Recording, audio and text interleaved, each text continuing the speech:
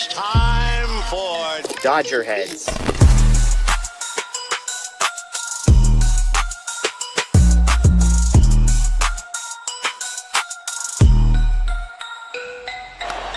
high fly ball into right field. Dodgers have won it all in 2020. Shohei Ohtani, 50-50 club. Strikes him out. There's a drive. Shohei Ohtani. Freeman hits the ball. She is gone. Birthday party, Los Angeles. Your Dodgers have won the World Series. What's up, everybody? Welcome into DodgerHeads Live, presented by DodgerBlue.com, part of the Medium Large Sports Network. My name is Jeff Spiegel, joined tonight by Bruce Kuntz. If you missed the announcement, the newest member of our team going to be joining me on just about a weekly basis here. And he's a good luck charm. 2 nights in a row, 2 wins in a row. Bruce, the Dodgers have left their losing ways behind. 2-game winning streak. Wouldn't you know it? And I mean, it was not that long ago, late in the game yesterday, that it felt like things were just as bad, and we're going to continue to be just as bad. So glad that we're in the position we're in now, and we can talk about some wins. Absolutely. A 4-game losing streak that is now snapped by back-to-back wins over the Diamondbacks. Back-to-back comeback wins, I might add. Back-to-back pitching gems from the Dodgers. Lots to get into tonight. We're going to break down this game. Of course, we'll talk Dustin May. We'll talk the latest news on Shohei Ohtani's injury update. We'll talk prospects. Bruce, every time he's here, we're going to do like a little bit of a prospect corner, give him some space to talk about a guy he wants to. So that should be fun as well. But the story tonight, Bruce, we could go a couple different ways. For you, is the headline in this game Dustin May's performance, or is it Teoscar Hernandez returning from injury, looking somewhat lost, if we're being honest, and then smashing to dead center field a 3-run homer that gives them the win? Yeah, Teoscar's the story for me. That was a big swing, and I think that the Dodgers needed it. Obviously, they were struggling to get to Burns, and it was a continual thing of over these last few games and through the first part of tonight. It's a lot of hard hit balls that were outs, and just felt like they couldn't buy a hit, and then finally Teo broke through. So that's the story of this one for me. Yeah, I think I saw some stat like he's 4th in the National League in RBIs still, despite missing like 2.5 weeks or something crazy like that. I'll be honest, Bruce, when Teoscar came up in a 1-0 game in the bottom of the 6th with 2 runs on, I wasn't feeling overly optimistic. He had looked pretty rough in this game. He had seen 11 pitches prior to the one that he hit out. He had 4 whiffs, 2 foul balls, and a called strike on those 11 pitches. And yet, this is the beauty of baseball, right? You can look really, really off for an entire night, and he catches 1 slider that Corbin Burns did not place where he wanted to. And to say he didn't miss it, I mean, when I say he hit this ball to dead center, he hit it to dead center. And it's a massive one for the Dodgers because, again, the pitching does their job tonight. But this just goes to show, like, the Dodgers lineup slowly lengthening itself, Bruce. And that's the difference in a game like tonight. They need everybody to contribute on the hitting side, especially where things are at right now with the pitching and how they have been. Obviously, we're going to continue talking, but Dustin May did a great job tonight in back-to-back games of good starting pitching the Dodgers absolutely needed. But with the pitching struggles that have been going on, especially in the bullpen, they need more runs than anything. And Teoscar getting back to looking like himself is much needed. And like you said, that'll help lengthen out the lineup. So good to see him take a good swing after he didn't look the best and immediately coming off the injured list. If he can get back to how he was hitting before he got hurt, then the Dodgers are going to be in good shape. Yeah, and a night when Will Smith and Michael Conforto not in the lineup tonight, the Dodgers off. I just threw Conforto in there just to mess with people. Don't worry, folks. Okay, I didn't mean it. But, this has been the top of the lineup carrying the team situation. Will Smith, one of the best hitters in Major League Baseball. I believe he's 3rd in weighted runs created plus in the National League behind 2 of his teammates. Ohtani goes 0 for 4. Pages, Muncy, Edman rushing all 0 for. But in the middle there, you get 2 hits from Betts, a hit from Freddie Freeman, and the big one from Teoscar. This is sequencing, right? This is the opposite of Brandon Pfaadt, where they hit the ball a million times over 100 miles an hour and couldn't get anything. This time, they finished this game with 5 hits, but they sequenced those hits in the right order tonight. Yep. Better to be lucky than good sometimes, and they managed to get both those guys on base before the big single home run swing of the night, so they'll take it. And obviously it's a great job by the pitching staff to allow those 3 runs to be enough to get a win. Yeah, absolutely. We got super chat here from Fritz. things looking up and to the right. Welcome to a post-game stream, Bruce. Go Dodgers. We talked last night, Bruce. It's all about like the bar graph, line graph. What do they call it? Up and to the right. That's what we're looking for. Up and to the right tonight. The Dodgers continue to win 2 games in a row. And what's funny to me, Bruce, about a game like tonight and a game like last night, it's literally the polar opposite of the recipe that we have seen the Dodgers use to win baseball games over the last 3 weeks. It has been, well, we're just going to try and outscore you. 11-9, 8-6, that type of thing. The last 2 nights, and again, we're going to get to Dustin May, the pitching does its job, and it's the offense that struggles and yet does just enough. So the team effort, I've talked a lot on this show, Bruce, between hitting, starting pitching, and bullpen. If 2 of the 3 of those do their job, the Dodgers are going to win a crap load of baseball games. Tonight, it's the starting pitching and Dustin May. It's the bullpen and the offense, not great, but just enough to get this one done. And these are the type of team victories that the Dodgers need. Like you said, I mean, to be the best team in baseball, you need to be able to pick each other up. And that's what we've seen these last couple of nights. The pitching staff has turned around with Yamamoto and May both giving really, really good outings. And as the offense struggles, then everybody else picks each other up. So like you said, it's teammates helping each other. And when one asset of the team doesn't completely have their best night, when the other guys pick them up, then that allows wins like tonight. And I mean, looking at where we were at yesterday after the lead got blown in the 9th inning and then fell behind 2 runs in the 10th, it felt like that the bad vibes were just going to continue rolling. So to be where we're at now is definitely a turnaround. And again, even tonight, I mean, going into the bottom of the 6th, they're down 1-0. They've basically gotten no hits. Corbin Burns feels like he's dealing. I mean, his pitch count, it seemed like was stuck on pause all night. Every time I looked up, it felt like it was 15 to 20 pitches below where I wanted it to be. And yet, again, one swing changes everything. Noah with the super chat. Thank you for the super chat. Says, am I the only one who has a mini heart attack anytime the ball is hit to third? Also, who's in the hot seat for y'all? I mean, Max Muncy, look, we know he's not going to win a Gold Glove down there, but do you have strong opinions about Max Muncy's defense down at third base, Bruce? Not particularly, no. I think Muncy's spot is safe. And when we talk about the Dodgers who have the potential to play themselves off the roster, I don't think Max Muncy is in that group. And his defense at third is good enough. And I think it's taken a step back this year. He's been kind of like a roller coaster back and forth the last couple of years, where I think it was 2023. He was like the worst third baseman in the game. And then he bounced back and now he's kind of back to struggling. But he's good enough there where once he gets the bat going again, which he has since he got the glasses, his spot is safe. Yeah, absolutely. Absolutely. He asks about anybody on the hot seat for you. I mean, if there's anybody, to me, it's Miguel Rojas. If at some point somebody else deserves a spot up, I think there were a couple moments tonight where, he made a couple nice plays. When he's in position, he makes a nice play. There were a couple that I'm like, man, he just feels like he's a half step slow in the field. So again, he got one of the hits. They had 5 hits tonight, so I'm not going to rip Miguel Rojas. But other than Rojas, I feel like everybody probably feels pretty good about their standing on the team. Yeah, I think that if there's anybody, I know you're going to hate to hear this, but Conforto's the next guy in that group, but he's been hitting the ball hard, and I don't think that he's there yet. So he'll have time to hopefully allow the stats to catch up to the batted ball exit velos and try to get some luck on his side. Bruce is brand new. I told him he was required to be slightly positive at the very least towards Michael Conforto, in case you're wondering, okay? He probably doesn't believe the things he's saying, but I just said, Bruce, all I need from you is Michael Conforto and exit velocities in the same sentence, and we're going to get along just fine on this show. But it's look, the Jeff tax.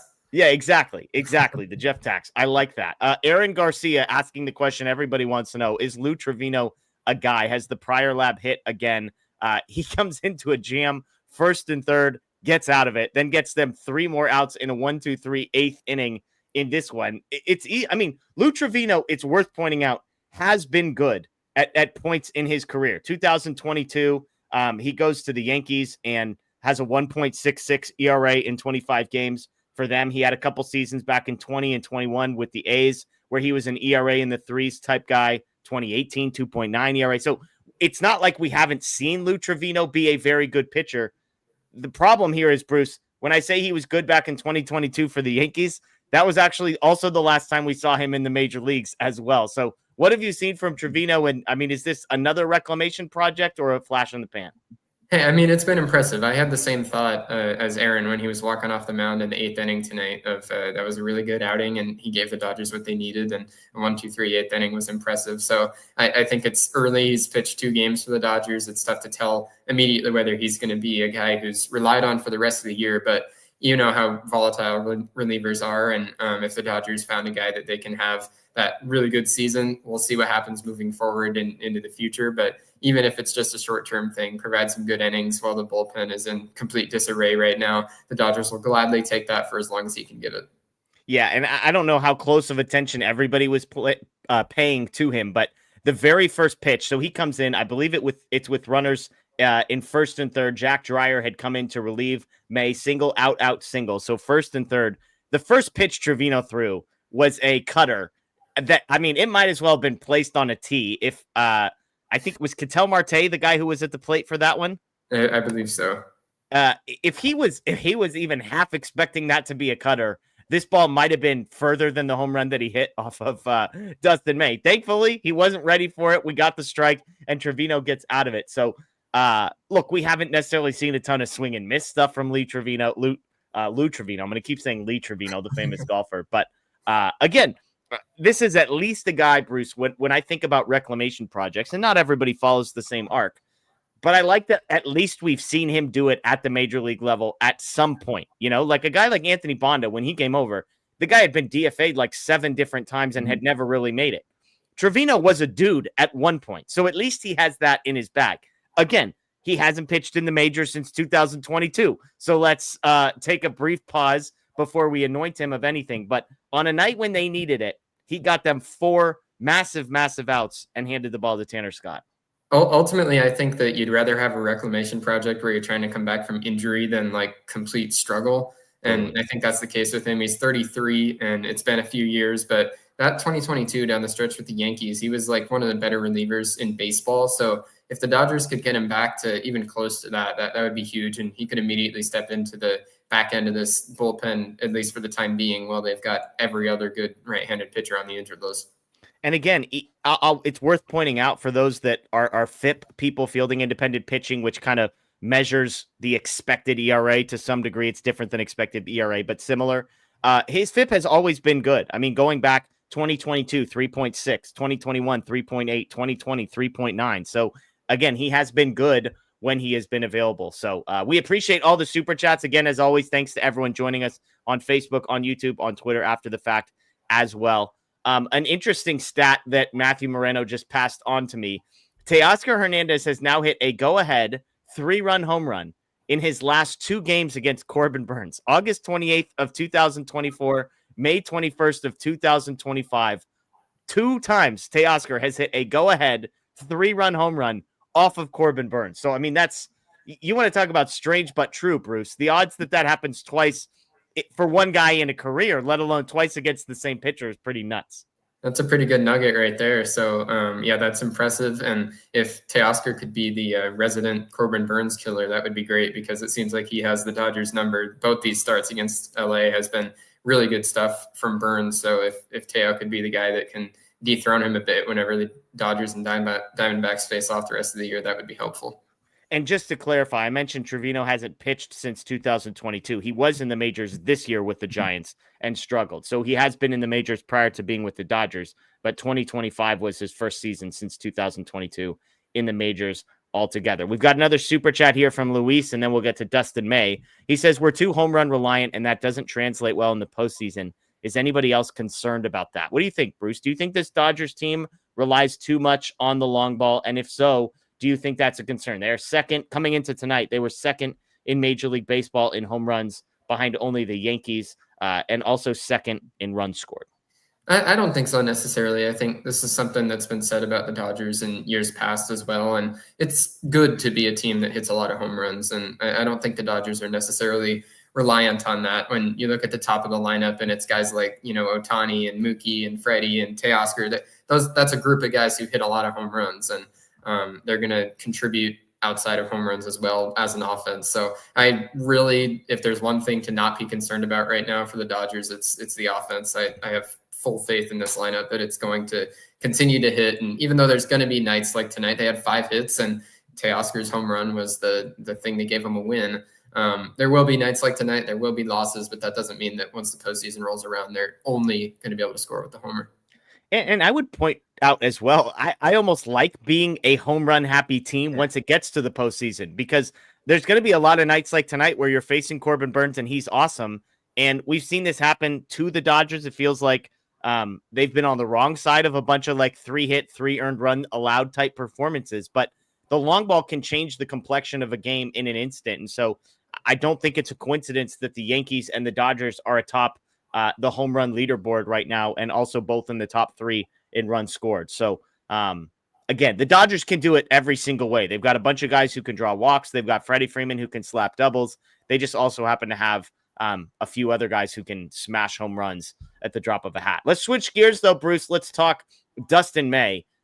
Fantastic from him. He's been a bit of a roller coaster tonight, but I talked about on our show last night that the Dodgers pitching staff, for all the injuries, at least you can kind of squint and see a staff when you look at Yamamoto, Gonsolin, Dustin May, Clayton Kershaw, Landon Knack. Potentially, you've at least got 5 names and maybe not a bullpen game mixed in all that often. This is the type of thing that I think the biggest believers in Dustin May, they believe. This is what they see when they close their eyes and they think about the big redhead on the mound. 6 innings, 5 hits, 1 earned, 1 walk, 8 strikeouts, ties a career high with 14 whiffs. To say he was nasty tonight, Bruce, feels like an understatement. I saw you were tweeting throughout, especially in the early part of the game. He was throwing wiffle balls, and that's how the stuff looked. The sweeper was disgusting, and when May has the stuff working at its best, then these are the kind of starts you can get. And for Dustin May, I think it's been his entire career, and especially now when he has the whiffs and the strikeouts, then I feel like he's in a really good place, because there have also been times in his career where he has stuff that looks great, but he just can't get any swings and misses. But tonight wasn't one of those nights. He did great, and in, like you said, a season that's kind of been up and down for him. There's been times the command has been really bad. That wasn't the case tonight. He gave the Dodgers 6 innings that were absolutely needed.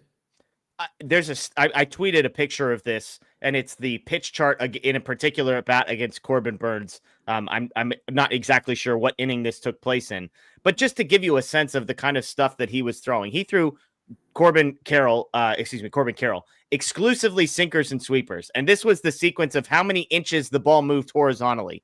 He threw 18 inches to the right, 14 inches to the right, 16 inches to the left, 14 inches to the left, 18 inches right, 13 inches left, 16 inches right. Like, what the hell are you supposed to do with that, Bruce? I mean, we're talking about a pitch that moves 18 inches one direction and 16 inches the other. That's 3 feet of plate that you've got to cover up. And oh, by the way, those 2 pitches are coming in at 96 and 87 as well. Like, I don't know what the hell you're supposed to do. You could be the best in the world. I don't know how you handle that. And the thing that I think was good tonight was that stuff was playing both through righties and lefties. There's been times I think that he has an arsenal that's much more built to get out right-handed batters. And when he's doing that, and the way that he looked against Corbin Burnes, he got some bad swings against like other guys, lefties in the D-backs lineup as well. And when that's the case and Dustin May can get everybody out, then he's in a really good place. One number I wanted to ask you about, and it's a number that I don't entirely know what to do with, but obviously we talk a lot about swings and misses. I mentioned 14 whiffs tonight for Dustin May, which ties a career high. He set that mark actually just a month ago, April 14th, against the Colorado Rockies. But another number that I paid attention to over the last few nights in particular, but specifically with Dustin May, is the number of called strikes that he gets. He had 14 called strikes tonight, which is a good number.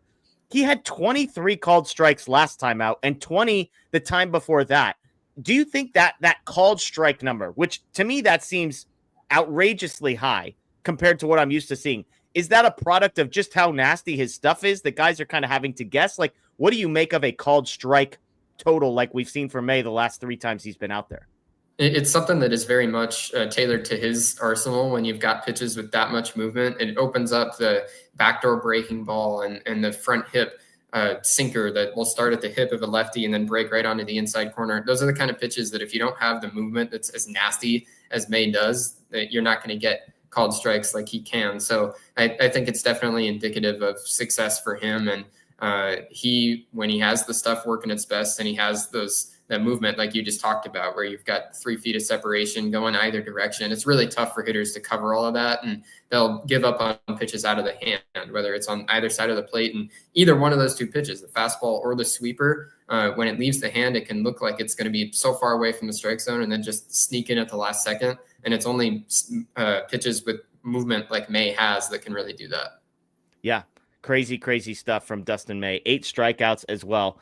The other number that I noted, 6 innings pitched from Dustin Mays. That's back-to-back outings where a Dodgers starter has gone 6 innings. That's just the 4th time all year that they've been able to say that. They have never done that 3 times in a row in 2025. So we'll see if they can get somebody to give them 18 outs tomorrow. I'm not holding my breath necessarily, but again, Dustin May, not a guy historically, Bruce, that you pencil in for more than 5 innings. So the fact that he was able to get them through a full 6, almost didn't, ran into a little bit of trouble there in the 6th, but he finishes the frame for a bullpen that ends up relying on Trivino and Dreyer to get to Scott. I mean, that's not nothing from Dustin May.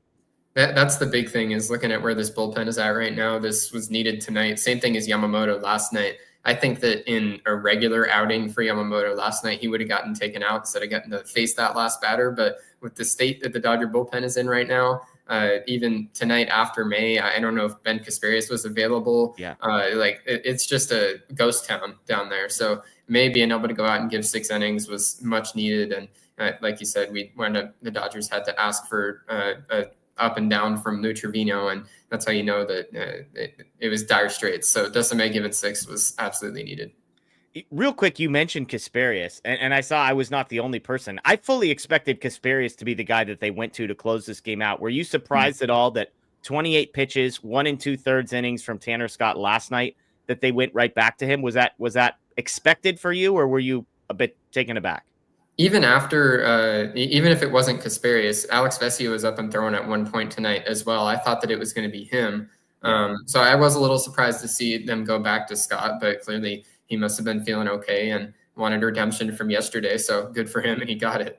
Yeah, absolutely. And he looked nasty. I mean, he didn't necessarily seem like he could locate the fastball exactly where the glove was. I think it was Jacob Brownson that pointed out it felt like they were looking high fastball the entire last at bat, and everything was low and to the outside. But eventually he throws the breaking ball and gets the strikeout. So nice to see Tanner Scott, who, twice basically gave up home runs and blew the game last night, come back and get a little bit of redemption.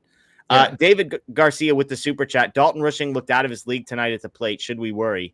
D. May, on the other hand, looked solid. Look, we know Rushing's young. He came up and immediately hit the ball really hard. It was ugly tonight, and you kind of expect some of these days. You're a prospect guy. You pay a lot of attention to sort of how these guys perform, what the expectations are. What did you make of Dalton Rushing tonight, and do you think this is going to be an anomaly? Yeah, I think so. He looked a little bit overmatched tonight, but that's going to happen early on in careers. It's a very regular learning curve for guys get up to the big leagues, might hit a few balls really hard, have a really good start. Then when the big leaguers adjust to them and start pitching them differently, then it's up to the hitter to adjust back. So that's the stage I think Dalton Rushing might already be in, and I think he'll be fine. The Dodgers clearly think so, because when they brought him up and they say he's only going to play as the backup catcher, then you have to have a lot of faith in the guy to make those adjustments even when they're not playing every day. So yeah. I think he's going to have all the help in the world from the dugout, and I think he'll be fine. And it's worth pointing out, not only is he new to the major leagues, he faced Corbin Burns, which is a guy who the whole Dodger team had 5 hits tonight. So yes, 0 for 3 with 3 strikeouts for Dalton Rushing, but right above him was Tommy Edman, who was 0 for 3 with 2 strikeouts. So the difference between those two, and yes, the optics on Rushing were not pretty. He swung over, I think, 18 different curveballs, it felt like. But he'll bounce back. I'm with you. I mean, a much less educated position on my end than on yours, but not worried about Dalton Rushing. Phil with the huge super chat. Phil, as always, we appreciate you. Jeff, when are you officially recanting your Conforto over Teo take? One of my bold predictions, Bruce, was that I thought Conforto would outperform. I was there. I was there. It's a long season, Phil. No, I'm just kidding. Look, it was stupid and it looks stupid. And I could believe in Michael Conforto. It's not even a hole. It's a crater that he's dug himself into, and he's not getting out of it. Do I think Michael Conforto will bounce back? Maybe. Do I think he'll ever bounce back to the level that he's better this year than Teoscar Hernandez? I do not. So apologies, Phil. I had some bad ones, some stinkers this year. We're going to prepare. We're going to crunch the tape, and we're going to do our best to make better predictions next season. Jack Dreyer, I mean, not a great night tonight, but that's the one bold prediction I feel pretty good about so far. So, hey, I mean, the beauty of a bold take is usually it's not going to work out. So that's the stage you're in now. It is amazing, and I know most of the people on here understand the deal, but it is funny when it's like you make a bold prediction, as you pointed out. Here's something that has a very small likelihood of happening, and yet I would say it's more likely than anybody else. And everyone's like, "You're an idiot." And it's like, well, I know. I didn't think it was likely, otherwise it wouldn't have been a bold prediction. But anyways, yeah, is Conforto my relative? He's not. But I might ask if I can become a relative by the time that bat turns around, folks, and he starts mashing home runs. Okay, so watch out there. Let's go through a quick recap of this one for anybody that missed it. The Dodgers go down 1-0. Dustin May makes one mistake. Ketel Marte, absolute nuke in the fourth inning. Bottom of the sixth is when the things turn around for the Dodgers. Rojas singles. Ohtani hits a ball that every person in the stadium, Steven Nelson included, thought was going to be a home run. Ohtani looked like he thought it was going to be a home run. It dies at the warning track. Mookie Betts singles. First and second went out. Freddie Freeman. Boom. This is the money spot. This is where he scores, gets the RBI. No, Freddie Freeman strikes out. And then up comes Teoscar Hernandez, who swings through a couple pitches to go down 0-2 and then gets a home run to dead center field. The Dodgers take a 3-1 lead in the bottom of the sixth. Jack Dreyer comes in for Dustin May in the seventh. Single, out, single. Lou Trivino in, ground out to get out of that inning. He gets a 1-2-3 in the top of the eighth. And then Tanner Scott, as we mentioned, one day after 28 pitches and a 1.2 inning up down, he goes straight through the three guys that he faces and gets out of this one nice and clean. So it's a series victory for the Dodgers, Bruce. Again, I was going to say 48 hours, 24 hours ago, we were sitting here worried about this team. Now they beat the Diamondbacks twice. I'm sure there's still people with concerns, and those would be justified. But the vibes in LA, the vibes in the locker room, the vibes in this room right now are improved, to say the least. Right before you hit the road for a cross-country trip, it's really important to get a series victory like this and not be on that long plane ride feeling like that everything sucks. So this is a couple of huge wins against a division rival. I know I saw Max Muncy in his post-game presser last night was touching on the same thing, saying, against the division rival, to feel like you just kind of snuck away with one, it feels really good. And these are the kind of wins that the Dodgers over the years, the difference between a team that'll wind up winning 90, 85 games at the end of the year or one that'll win over 100 is the ability to win these kind of games where, even if things aren't pretty, you get that one big swing from Teoscar Hernandez and then the pitching staff picks him up and keeps the D-backs to only one run. And these are a couple of those kind of games that by no means the best performances the Dodgers can put on as a team and a complete unit, but they find a way to get a couple of wins. They beat the D-backs, win the series. And these are the big games that they have to have when, they're in a rut and just find a way to win. Yeah. And as you mentioned, I mean, they're headed into a stretch of baseball games against some difficult teams, including at the Mets this weekend. Dodger Blue, our account, just tweeting out that the Dodgers are apparently taking a red eye tonight so that they get an off day in New York City tomorrow prior to Friday's game. So it's going to be a late night, early morning, I suppose, for the boys, although they're traveling slightly differently than you and I might normally travel to New York, Bruce. Yeah, that's for sure. But I can tell you that red eye would not have been a fun flight if they had lost yesterday or tonight. I mean, a series win will allow them to sleep peacefully. Yeah, absolutely. Absolutely.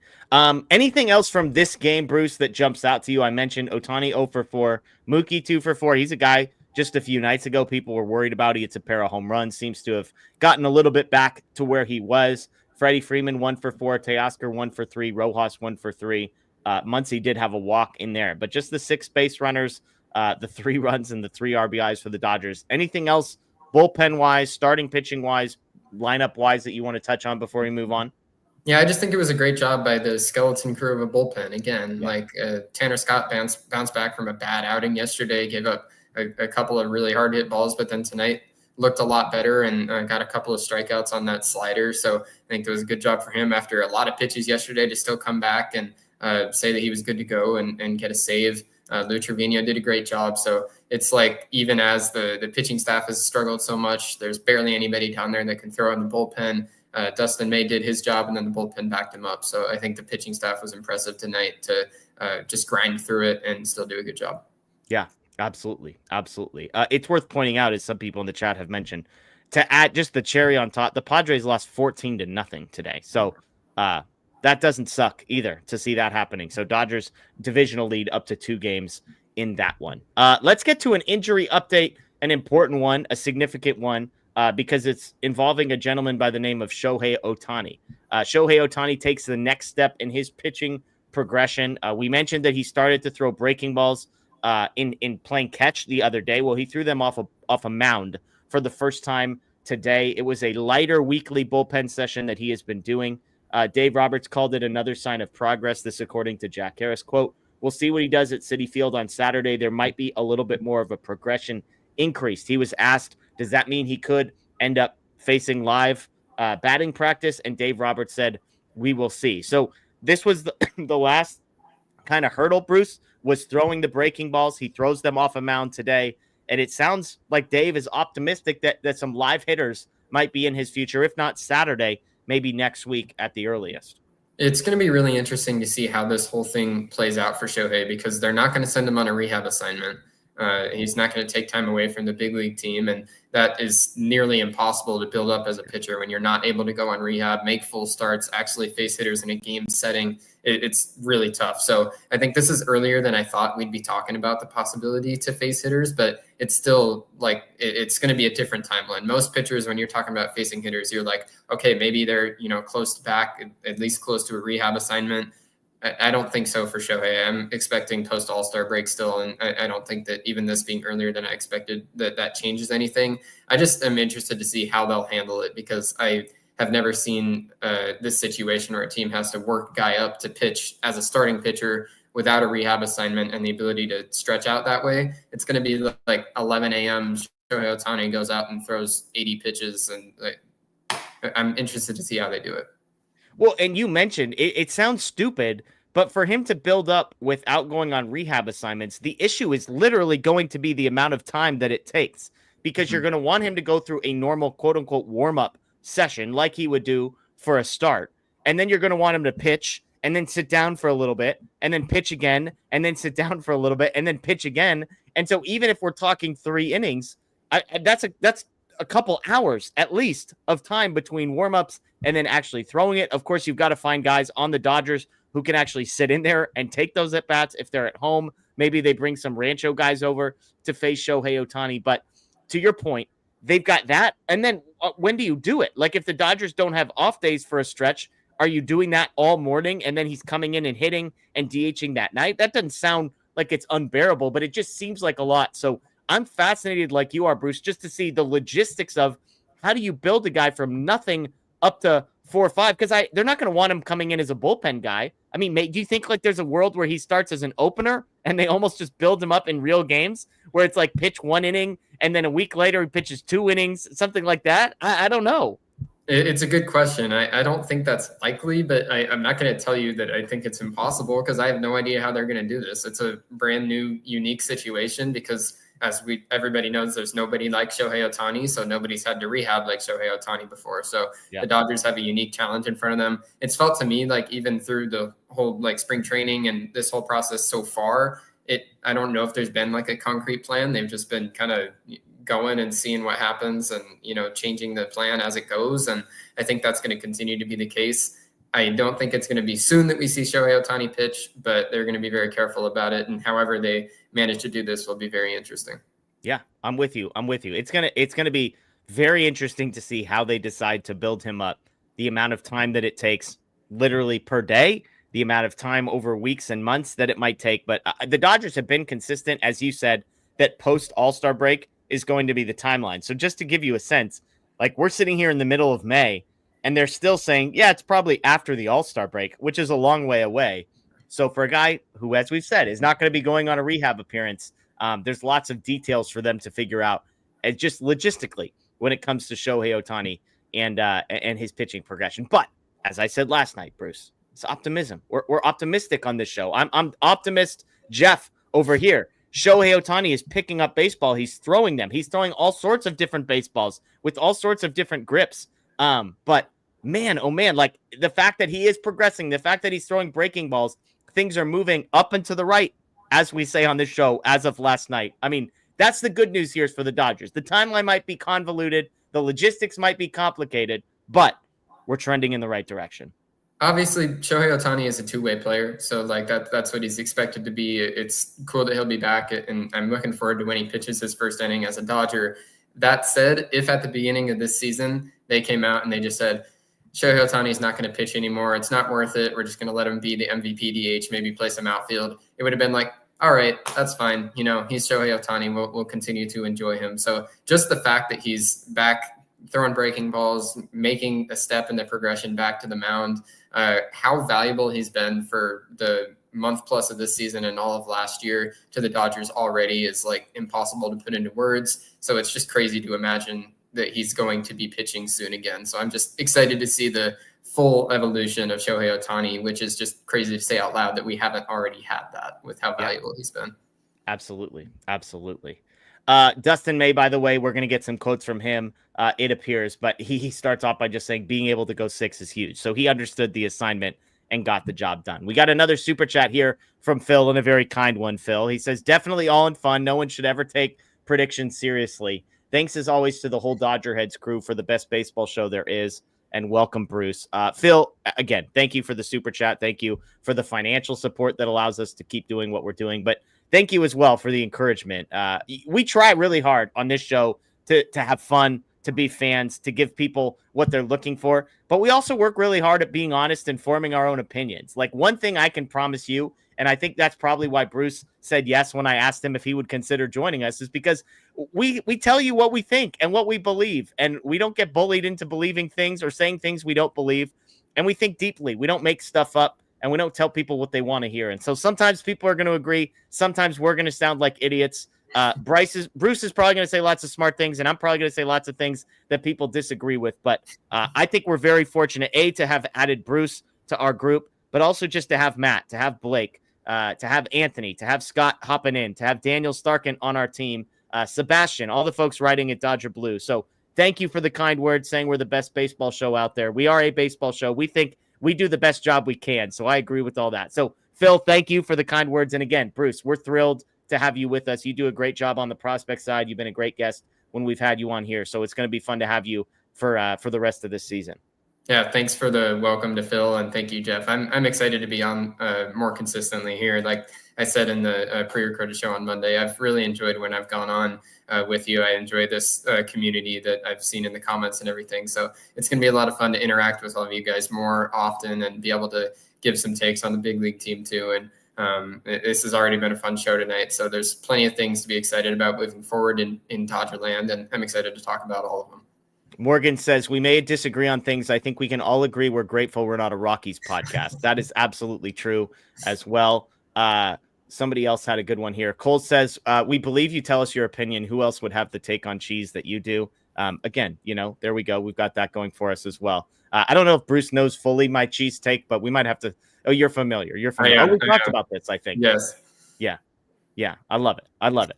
Okay, we got a couple more super chats. David says, what if Shohei does go to OKC to build up? What moves do we do? Muncy to DH, Kim to second, Kike to third. The Dodgers have already said, I believe, he's not going to OKC to rehab is the short version. They're going to have to figure this out in LA because his bat is so valuable that he's just not going to rehab there.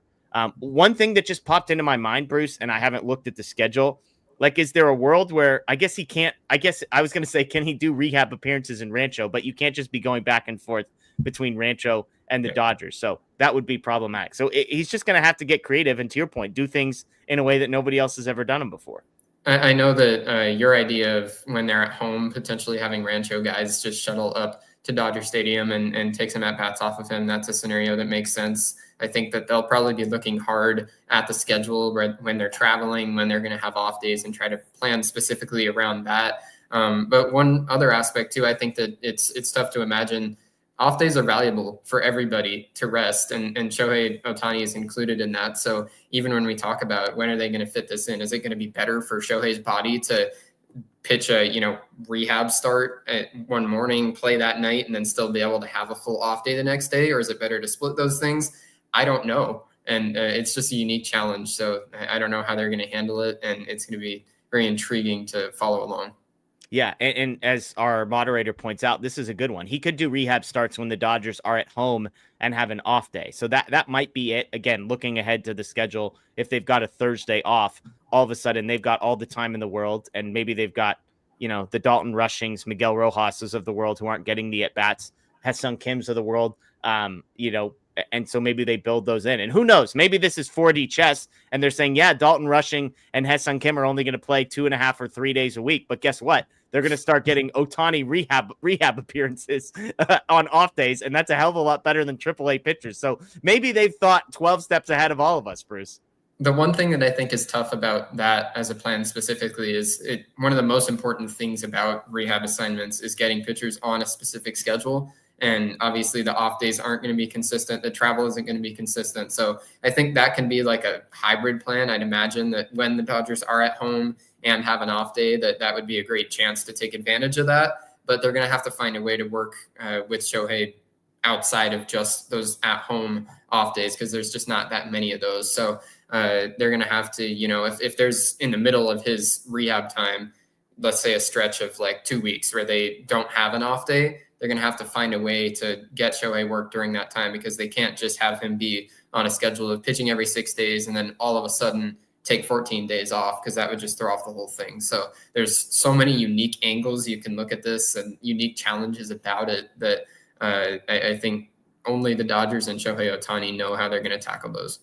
Yeah, I mean, looking ahead, they have Thursday, June 12th off, and then they don't have another off day until like June 23rd once we fast forward. So I was going to make a joke about Bruce. They don't ask these guys to pitch more than once a week, so we're fine. But they don't even have an off day once a week, so that joke wouldn't have landed all that well. But Shohei Ohtani doesn't really take games off. Like he is almost in there every single night, but maybe that's something that they have to consider. If there's not an off day in the schedule, just create one for him specifically and say, all right, this one day during a 10 game stretch where there's no off day, we're going to choose this one Thursday. Say you're not going to play tonight and you're just going to pretend this is a Dodger off day, go about a start in the morning, and then just don't hit that night just as a rare occasion.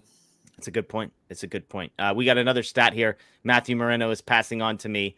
The Dodgers record through 50 games over the past 5 seasons: 2021, 31-19, 2022, 33-17, 2023, 31-19, 2024, 33-17, 2025, 31-19. So basically each of the last 5 seasons, they have had 31 or 33 wins in their first 50 games. So they're right in the thick of, some of the teams that have been, obviously last season, they go on to win the World Series.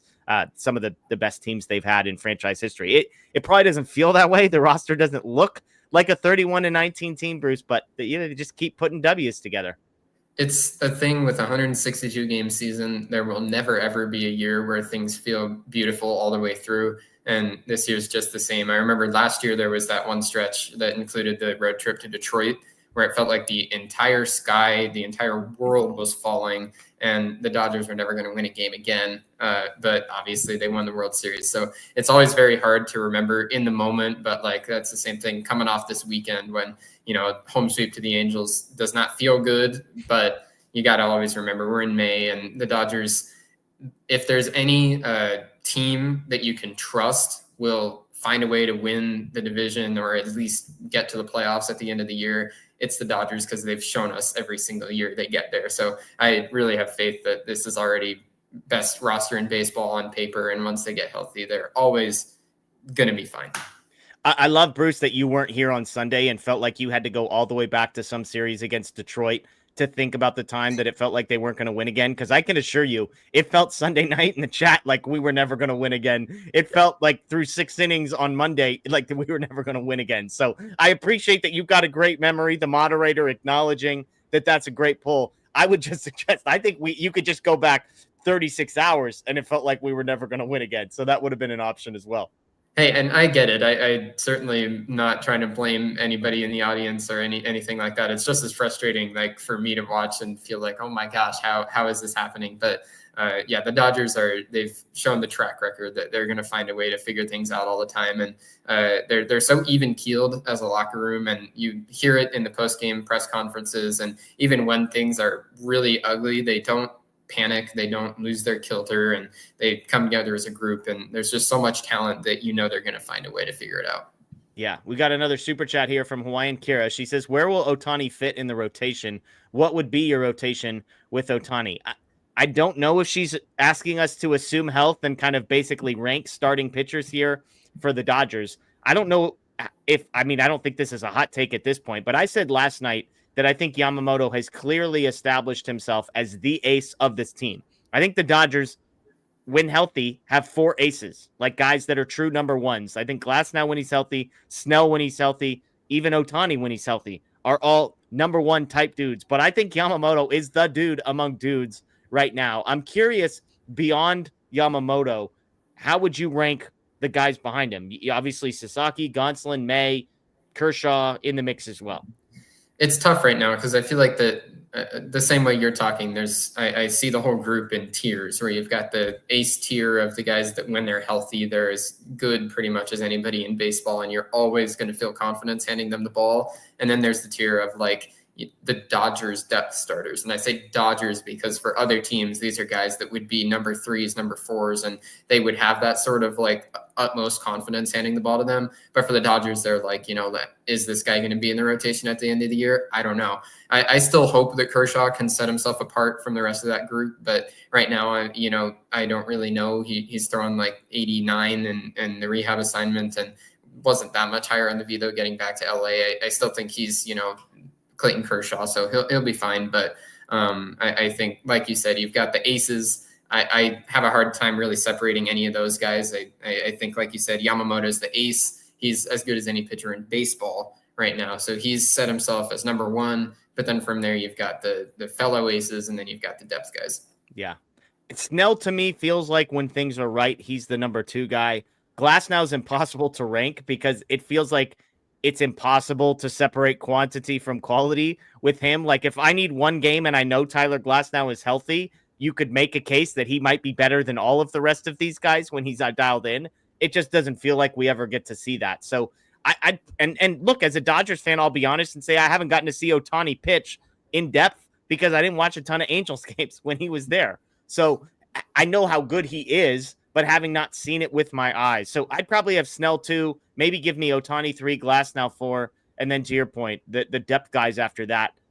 I'm a Tony Gonsolin fan, so maybe he'd be 5th, but the way Dustin May pitched tonight, that feels stupid to say that Dustin May is behind Tony Gonsolin. As much as I love Clayton Kershaw, I think he's behind both of those guys. So it's a lot of dudes, and you just hope, as we've said, you hope 3.5 of them can make it to the finish line and still be healthy.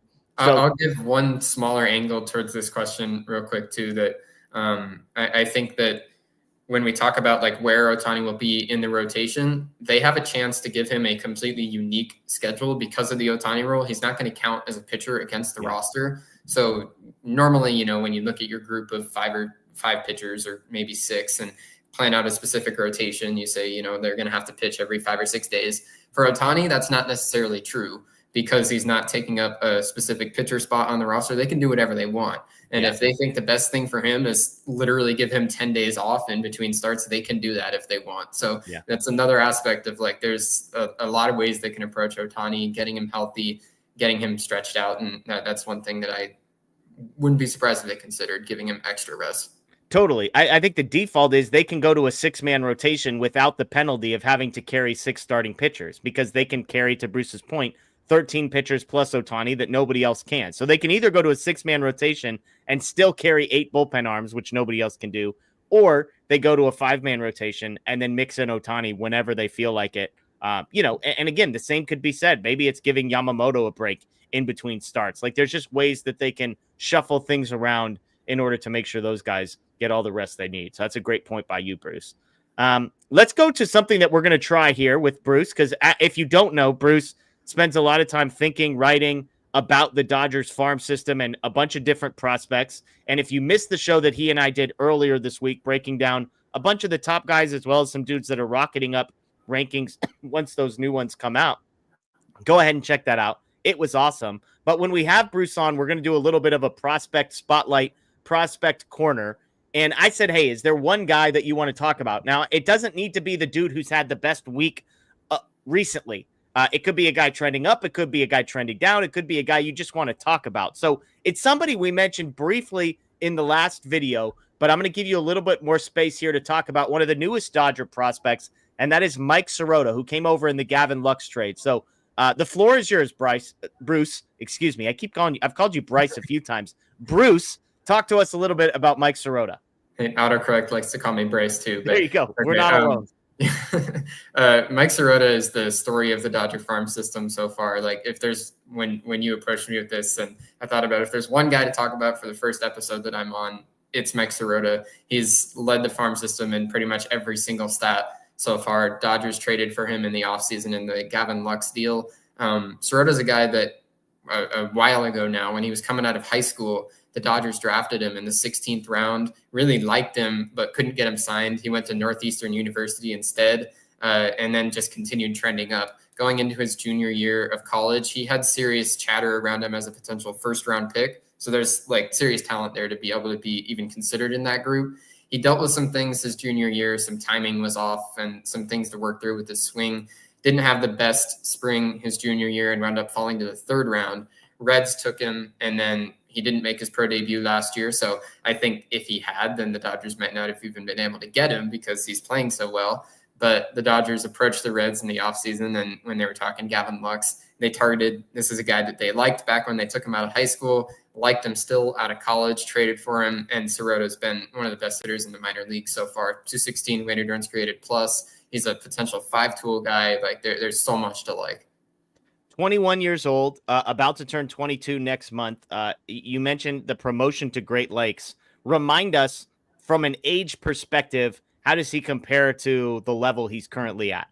Yeah, so he's pretty much around the average, I believe, at 22 in high A. But the thing that's unique for him, the fact that he had not even made his professional debut and rocketed through single A that fast, it's not like it's completely unheard of, but it is very impressive. I know that I was reading up my preseason write-up on Sirota earlier, and I had written that I expected him to spend most of the season in Rancho Cucamonga because he hadn't played a single professional game. That didn't happen. It's mid-May, and he already is up in high A because he just tore through the California League. So he's done everything right so far, and one of the things that's really encouraging about his profile, he's hitting so well, but really heading into the year, his bat wasn't the most impressive thing for him, I think. And he's got plus wheels. He's a good runner. He plays center field caliber defense. And when you have that kind of a profile, that's going to be a war machine eventually. And then you add a bat that's overperforming as well. I think that he's going to be in top 100 prospect list by the end of the year. And he could continue skyrocketing until he's one of the best prospects in the system. Top 100 by the end of the year is pretty crazy stuff for the Dodgers to be adding. And again, he wasn't even the only thing that came over in the trade for Gavin Lux. They also received the number 37 overall pick in this year's draft, which is coming up. And I joked on the last show that at the time of the trade, it felt like people were divided on which of the two was actually the more valuable asset that the Dodgers received back. Because, again, the number 37 pick, Sirota was the number 87 pick. And I know you can't look at draft pick exactly numbers here to figure out who's worth what, but to think that they get Sirota and a dude that's basically, in any other league sitting at the top of the second round for Gavin Lux, who's been very good. And I think the Reds are pleased with things, but again, the Dodgers, they just do these types of things. I don't know why anybody trades their prospects to the Dodgers. Just don't do it, everybody. I agree. If I'm another team's GM, and Andrew Friedman calls me up and says, here's this guy that just doesn't have playing time for us. We want to find him a home. How about this prospect? Then I'm hanging up the phone and I'm saying, what are we missing with this guy? And why is he going to be our future superstar? They've done it again. It's the same thing they did with the Cubs when they dealt away Michael Busch because he didn't have a spot in the big leagues. Got back Zahir Hope and Jackson Ferris, who are both two of the top prospects in the system now. Looks like they did it again here with Mike Sirota because Sirota is very impressive. The power is there. I think the biggest concern for Sirota coming into pro ball was the hit tool, how that would hold up. It's looked great so far, not a lot of strikeouts. So hopefully that stays under control as he continues to move through the major leagues. And the thing that's most impressive about his plate profile and that really, really fits the Dodgers system specifically is his plate discipline. He draws a ton of walks and he doesn't chase. And that's the exact kind of profile the Dodgers target. So we're talking a guy, good speed, good defense, gets on base, hits for power. Like when everything's clicking, this is a really, really intriguing profile. I wonder if Andrew Friedman has a plan where Sirota's like the eighth guy that he asks for. He's like, I don't know, this guy, no, this guy, okay. I mean, I guess we could settle for, who is it? This guy you took in the third round? I mean, I suppose he didn't even play this year. All right. Like, I wonder if he just has to, like, screw around for 45 minutes on the call and then finally gets around to the guy that he actually asks for. That's just my theory. I don't know. It's some mental games that wouldn't surprise me. I mean, Yeah. they have to have, it's the same thing as people have talked about for years with the Rays, where it's like, if the Rays call up and ask for your worst reliever, don't give them to them because you need to figure out what it is that they like. It's the same thing for the Dodgers with these prospects and the way that they're churning out guys, not only from their own system, but from around baseball. That it's a testament to the scouting and the player development that the Dodgers are able to look at guys that they don't even have their hands on and identify things that can make them these super prospects. It's really impressive. Yeah, absolutely. Let's get to some questions, all caps questions. Throw those in the chat. We've got about 10-ish minutes left. We'll do some baseball stuff and make sure we get Bruce some good food questions. We need to uncover Bruce's terrible food opinion. There's got to be one in there somewhere. And I trust the people of this chat to be able to find it. Sign stealing scandal says, can we talk about what a travesty it is that this particular era of Dodger baseball has the most unhyped stadium home run song of all time? I saw somebody say we need the home run siren back. You were there the other night, Bruce. Are the vibes that bad when the Dodgers go deep? To be honest with you, I can't even tell you for sure. I don't remember any specific home run song, which is probably a bad sign. So I'm always just going crazy when the Dodgers hit a home run, and I didn't notice anything particularly bad or good, but maybe that's the problem. I know that I remembered when the home run siren was a thing. So yeah, there you go. There you go. Let's see. Eden, are we about to get our butts kicked by the Mets sub-3 ERA starters? Eden, look, we love you here. We appreciate that you're in with us. Up and to the right, Eden. Optimism only. Getting our butts kicked. We just won 2 in a row. Come on, Eden. Positivity only, please. Hey, I mean, the Mets have had one of the best performing rotations in baseball this year. I was just watching their game earlier today, and Tyler McGill had another really good start in Boston, and that rotation is very good. I think the Dodgers also have a very good lineup, so it's going to be a facing off of some really, really good, great pitching staff and a great lineup. So it'll be fun to watch as a baseball fan, and then hopefully it goes the Dodgers' way too. Yeah, I think they'll miss me, Gil. I had just dropped him from my fantasy team after a pair of awful starts, and he goes 4 2/3 with 10 strikeouts today. Just a bizarre line from that guy. So He's a bizarre right. pitcher. Yeah, fair. Jose, expectations for Kershaw's second start, and do you have Yamamoto Day on the calendar yet after yesterday's start? Let's do the second one first. Is Yamamoto Day circled on your calendar yet, Bruce? I've said on this show that Kershaw's Day is circled and nothing else is allowed to be circled until Kershaw retires. That's my stance. I'm in the minority on this one. Do you have Yamamoto Day circled? I don't want to sound like I'm gassing up, like I was the first person to know Yamamoto was good, but Yamamoto Day has been circled on my calendar since last year. I've been such a huge fan of this guy since he came over to the Dodgers, and I feel like I've been waiting for these peaks that we've seen this year, and it feels like he's finally established himself. I know last year I was heading into the season hoping that he could be a top 5 pitcher in baseball. We didn't see it quite in his rookie season, but now he's absolutely put himself in that group, and I'm always going to look forward to Yamamoto Days. Yeah. What about expectations for Clayton Kershaw? Are you expecting him to shake off a little bit of rust and be better in his second one, or do you think this is kind of who Kershaw is? I think he'll be better. It's a tough assignment because when you face an Angels team that doesn't necessarily have the greatest offense in the world, but was hot over the weekend, I'll give him that. And Kershaw struggled, obviously. Then you go to New York on the road to face a really good Mets team with a very potent top of the lineup. You're going to have to face guys like Lindor and Soto and Pete Alonso. That's a tough assignment. I still think, obviously, more time on the mound for Clayton Kershaw is better. And if there's any pitcher in baseball right now that I trust to take what he's working with and find a way to get outs, it's Clayton Kershaw. So I think he'll be better. I like it. I like it. Up and to the right, Clayton Kershaw, up and to the right. Let's get some prospect questions. GI, anybody in the farm system, not on the 40, that could be a potential bullpen call-up for this team? Obviously, those are guys that tend to come from a little further off of the radar. So is there anybody AA, AAA that you think could maybe make an impact in the pen?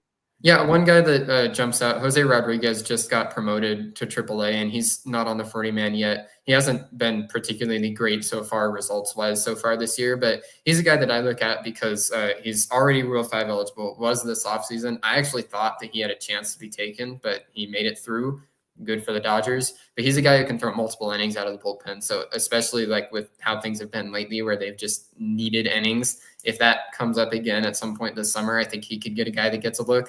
And I know that I'm breaking the knot on the 40-man part here, but Nick Frasso is the other guy that he also hasn't been particularly good results-wise so far, but he got his fastball up to 97 the other day, and I think is starting to turn things around. I'm looking at him too as a bullpen option that could be multiple innings, or at some point, I still think that they might just decide to make him a one-inning guy, try to get that fastball back into the 98, 99 range and let him eat. I remember Rodriguez in the spring being a guy that was with the Dodgers. If I remember right, he has kind of a funky delivery, right? Like it comes hard, but it looks weird. He's tall and he's very lanky. It's a lot of arms and legs and limbs moving around, but it's a funky delivery. He was really, really good in the lower minor leagues last year, led the organization in swinging strike great. So that tells you the stuff is great. His changeup is filthy, and he's a guy that can cover multiple innings. So I wouldn't be surprised if he gets a look. TQT, you've mentioned you think Pages will be a star in the future. Correct any of this if it's wrong, but his Savant page suggests he's more solid. Why do you believe in Pages so much?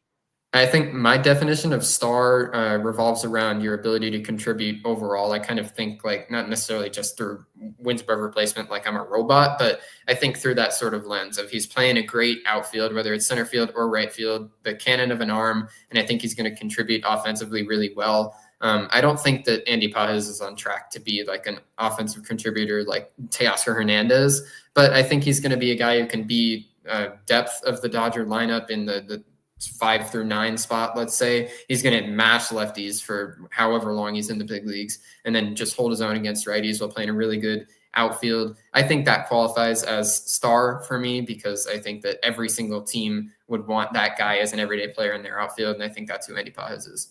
I like it. It sounds like you believe in his ability to play center field. I do. I think that the eye test doesn't quite pass, but everything that has shown on the advanced stats and his reads have gotten so much better this year. I think that's the main thing for me. It's improved. And for Pages too, he's fairly raw in center field. For a lot of his minor league time, he was a corner outfielder. Yeah. And then heading into the 2023 season, he dropped a bunch of weight. Then all of a sudden they were like, hey, maybe we can play him in center field. Then he got hurt really early in that season. So last year in 2024, he was adjusting to center field at the big league level, and it was ugly. Like no way around that. There's even times this year where there's been misjudged fly balls and things like that. But even though the eye test doesn't pass, the numbers are really good. So I think that with more time, he's always going to be better suited in right field where the arm can eat and it's not going to be quite as tough, but I think he can play a good center field too. Okay, a couple rapid fire ones. I would butcher this one, so I'm not going to pronounce this one. Do you know how to pronounce that? Like coaching Shen? Eisen, I believe.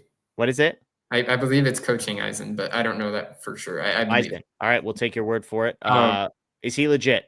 Yeah, he's a stud. He's potential 5-tool, and I really like the bat, a clean left-handed swing, and he did well in a brief time in the Dominican Summer League last year, and now to begin this season in the Arizona Complex League, he's absolutely crushing the ball. So he's an 18-year-old, signed out of Taiwan last year, and the tools are really there. The power is already showing through a decent bit for how young he is. So I think the bat is very legit there, and I'm excited to see him progress. All right, Dong wants to know about Zhang Hun Suk. Yeah, I almost thought about making Hyun-Suk Jang the prospect highlight for tonight because I wanted to talk about him. He struggled in his start tonight for Rancho, so I wound up ditching that and saying, let's talk about Mike Sirota. But he's a guy that he started opening night for Rancho Cucamonga, and the ceiling is number 2. He's really got that ceiling that is impressive. The strikeout rate was great last year, and he struggled to throw strikes, which wasn't something that I particularly expected, but he's been up and down this year. The stuff's really good. He's young still. I think he's only 20 years old this year, and he's going to have time to figure it out, but the stuff is great, so I'm excited about him. We got multiple different pronunciations for the first one, corrections in the chat, so I think we're all... There's definitely people that know more than me, but the first two things, one person says the H is silent and the next person says you only pronounce the H. So I don't know.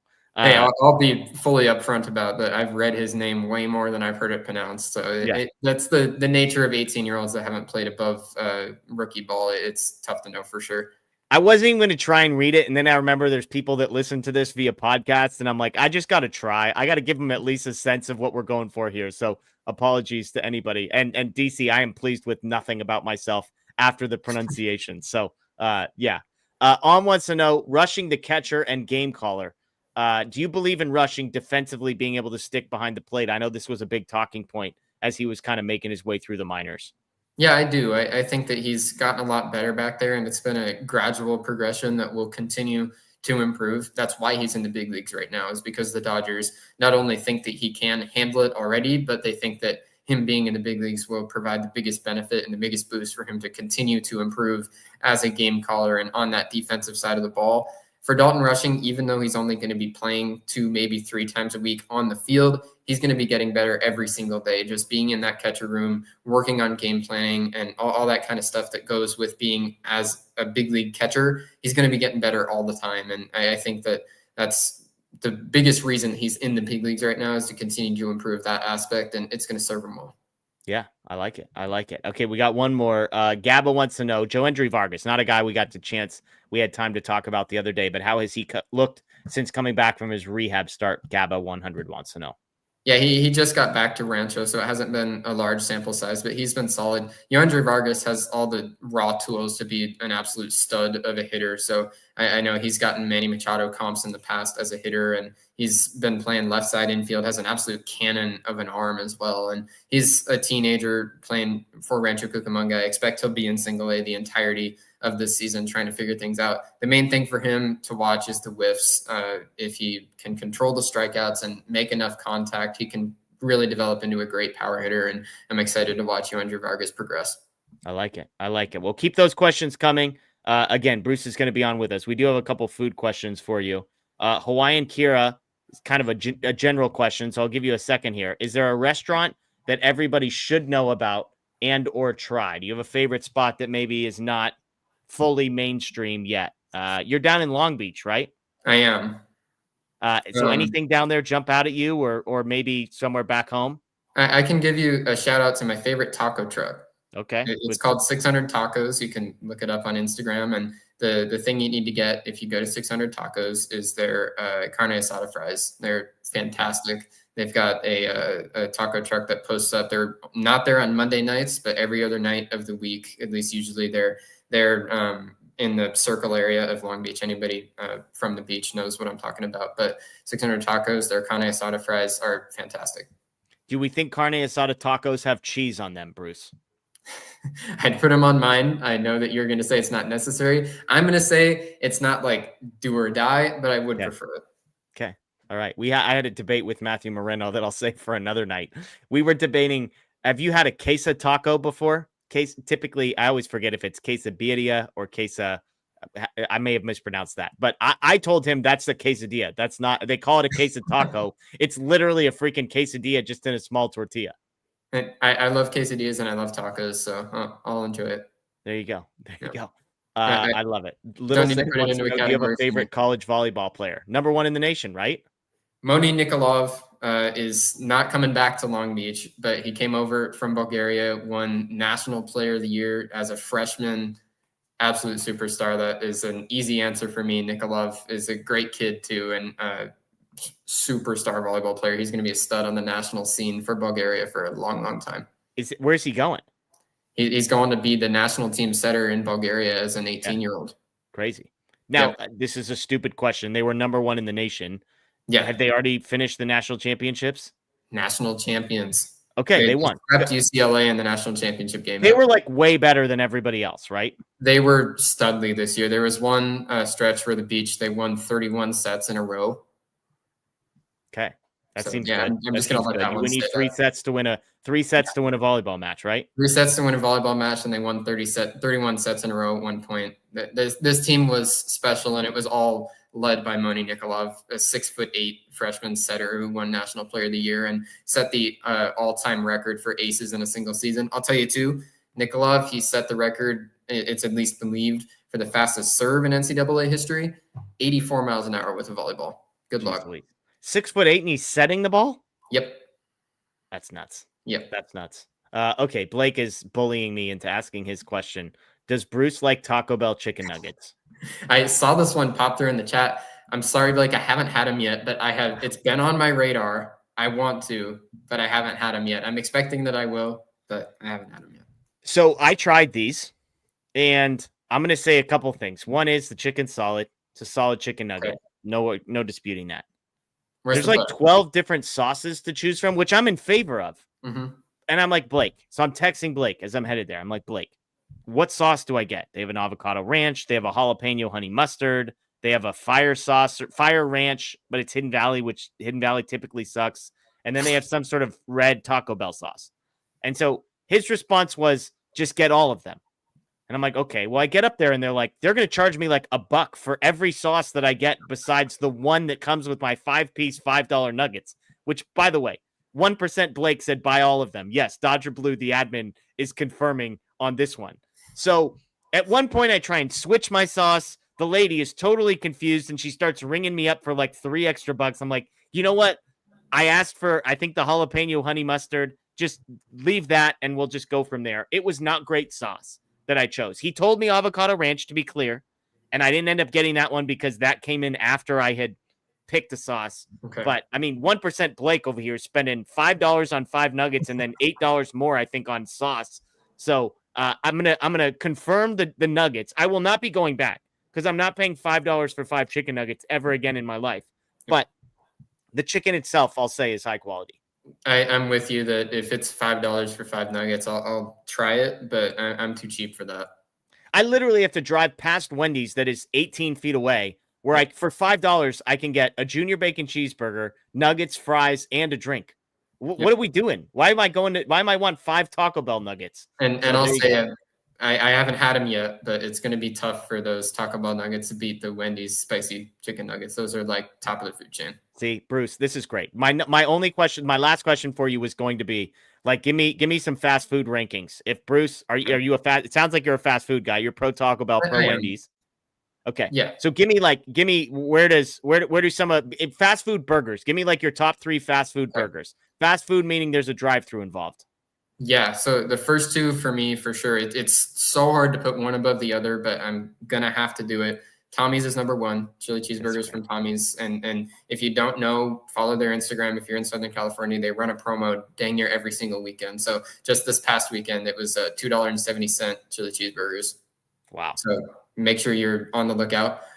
Tommy's is number 1, In-N-Out's number 2. Those 2 are like ahead of everything else for me.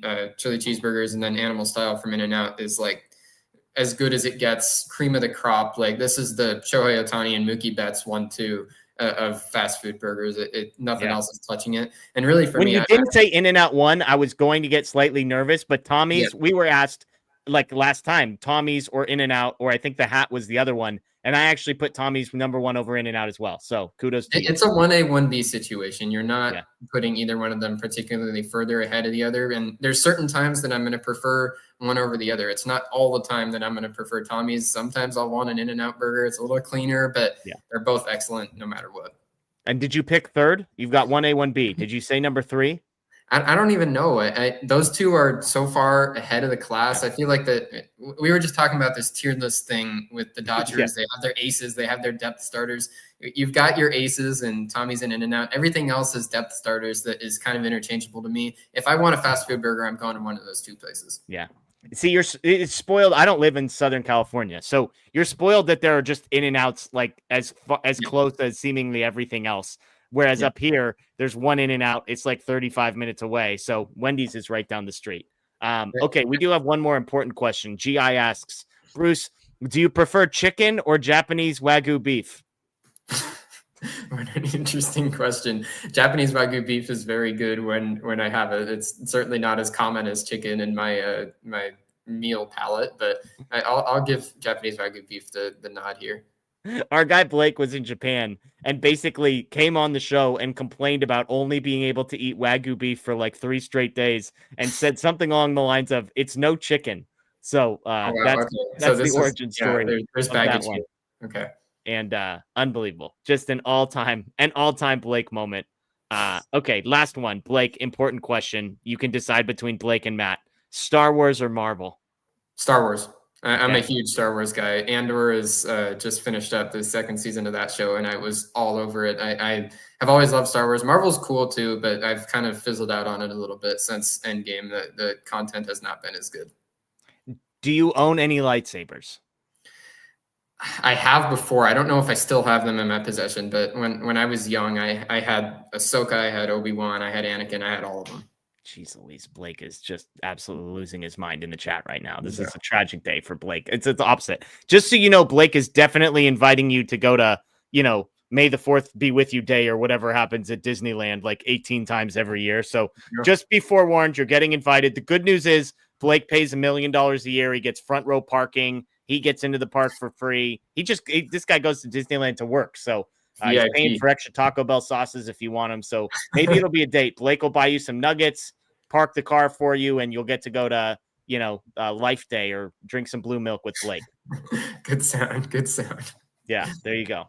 Folks, that'll do it for us tonight. As always, thank you so much to everybody joining us live on Facebook, on YouTube, on Twitter. Thanks to everybody listening via Apple, Spotify, and Google via podcast. You can find us, subscribe, rate, review there. We would appreciate it. If you're on YouTube, please subscribe, ring the notification bell. We've talked about it. We're heading towards 100,000 subscribers, and we've got some huge things planned once we get there. So help us get there. Invite some friends, spread the word. We would greatly appreciate it. We'll have some post-game content. Blake in the chat is actually at Dodger Stadium right now uploading stuff. So make sure you stay right here on the YouTube page for post-game videos, interviews, press conferences, all of that kind of stuff. Again, that is Bruce. Bruce is going to be joining us live on here about once a week. You can find him at bnicholas on Twitter. You can find his stuff on social media if you just search for his name as well. My name is Jeff Spiegel. Folks, enjoy the rest of your night. As always, go Dodgers. And yes, don't forget, still champs.